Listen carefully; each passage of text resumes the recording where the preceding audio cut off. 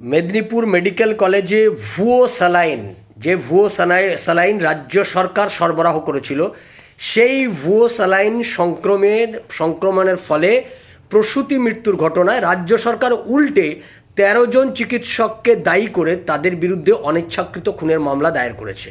CID তদন্তও দায়ের করেছেন। তারই বিরুদ্ধে রাজ্য সরকারের এই খুনের মামলার বিরুদ্ধে হাইকোর্টে গেছিলেন সেই চিকিৎসকরা। তাদের মধ্যে রয়েছেন চিকিৎসক পল্লবী বন্দ্যোপাধ্যায় সহ আরও ১২ জন চিকিৎসক। তারা বলেছেন যে এটা গোটাটাই তাদের দায়িত্বের মধ্যে পড়ে না, কারণ স্যালাইন যারা সরবরাহ করে, স্যালাইন কেনে, এটা রাজ্য সরকারের স্বাস্থ্য দপ্তরের তাদের ব্যর্থতা। তারা এইটা গোটা বিষয়টা দেখভাল করেন। তাদের কাছে সরকার যে স্যালাইন সরবরাহ করে তারা সেটাই দিতে বলেন, সেটাই তারা ব্যবহার করেন। সেক্ষেত্রে তাদের এক্ষেত্রে কোনো ভূমিকাই থাকে না।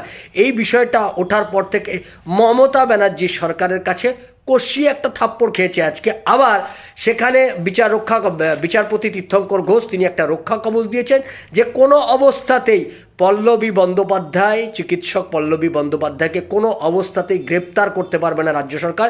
এবং সিআইডি তারা যে তদন্ত করছে এই তদন্ত বন্ধেরও আবেদন জানিয়েছেন চিকিৎসকদের পক্ষ থেকে। সেক্ষেত্রেও বিচারপতি তীর্থঙ্কর ঘোষ তিনি বলেছেন যে এটা সিঙ্গেল বেঞ্চের এখতিয়ারের মধ্যে পড়ে কিনা এটা আমাদের একটু জেনে নিতে হবে। ফলে এই গোটা বিষয়টা হয়তো ডিভিশন বেঞ্চে অ্যাপ্লাই করতে হতে পারে।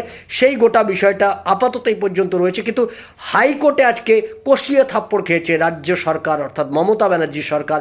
প্রত্যেক দিন রাজ্য সরকার নির্লজ্জের মতো হাইকোর্টে যায় এবং প্রত্যেকটা অপরাধ নিজেরা করে সেটা অন্যের ঘাড়ে দোষ চাপিয়ে দেয়। তার পরবর্তীকালে হাইকোর্টে গিয়ে কার্যত উঠবোস করায়, থাপ্পড় খায়, রাজ্য সরকার ফেরত আসে। আজকের এই পরিস্থিতিতে এটা আবার প্রমাণিত হলো।